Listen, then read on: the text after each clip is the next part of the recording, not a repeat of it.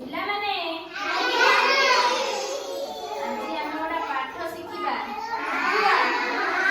ସମସ୍ତେ ଶିଖିବ? ହଉ।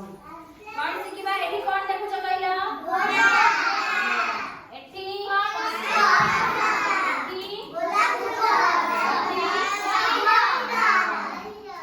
ଆମେ ଆଜି ପଶୁ, ପକ୍ଷୀ, ଫୁଲ, ଫଳ ବିଷୟରେ ଜାଣିବା ହେଲା।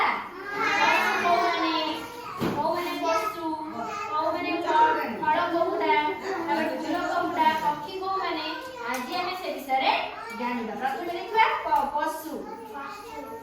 ପଶୁ କିଏ ସବୁ କହିପାରିବ? ଘୋଡ଼ା, ବାଘ, କୁକୁର,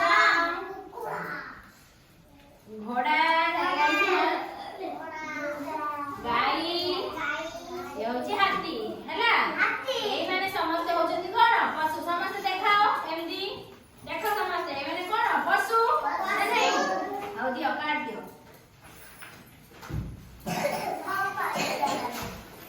ତାପରେ ଆମେ କୋଉଠିକି ଯିବା? ନା ଫଳ ହେଲା।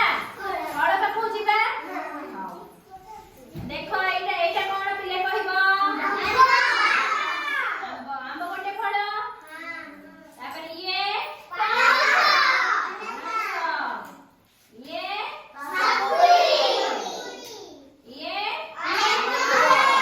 କମଳା ଲେମ୍ବୁ। ଭଲ ଲାଗେ ତମକୁ ସବୁ ଫଳ ଖାଇବା? ଫଳ ଚିହ୍ନିଲ କେଉଁମାନେ ସବୁ ଫଳ? ତାପରେ ଆସିବା ଫୁଲ ପାଖକୁ ହେଲା। ଏଇଟା କଣ?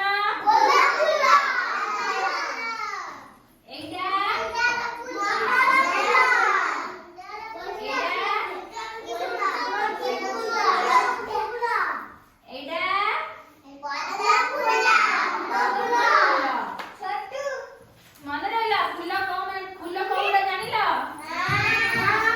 ତାପରେ ଯିବା ପକ୍ଷୀ ପାଖକୁ ହେଲା। ପକ୍ଷୀ କିଏ କହିଲ?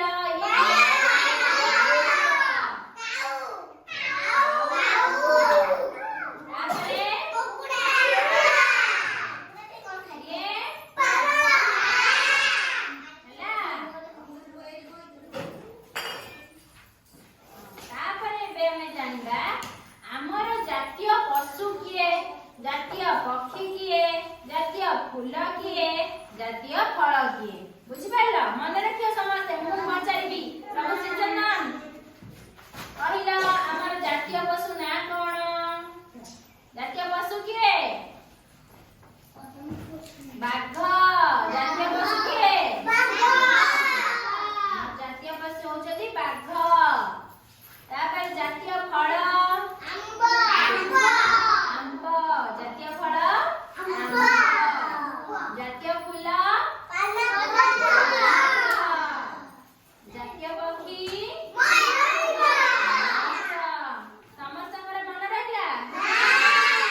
ପଚାରିବି ଏବେ ଜଣ ଜଣଙ୍କୁ, କହିବ ମତେ?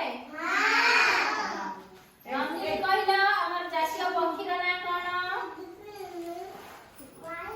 ହଁ, ଭେରି ଗୁଡ। ତାପରେ ତନୁଶ୍ରୀ କହିଲ ଜାତୀୟ ପଶୁ? ଜାତୀୟ ପଶୁ ବାଘ। ଜାତୀୟ ଫୁଲ? ଜାତୀୟ ଫଳ? ଆମ୍ବ ଖାଇଛ? କଣ ମିଠା ଲାଗେ ନା ଖଟା ଲାଗେ? ମିଠା ଲାଗେ। ଖଟା ଲାଗେ ନା? ଆଉ ଜାତୀୟ ପଶୁ, ଜାତୀୟ ପକ୍ଷୀ, ଜାତୀୟ ଫୁଲ, ଜାତୀୟ ଫଳ ସମସ୍ତଙ୍କ ମନେ ରହିଲା?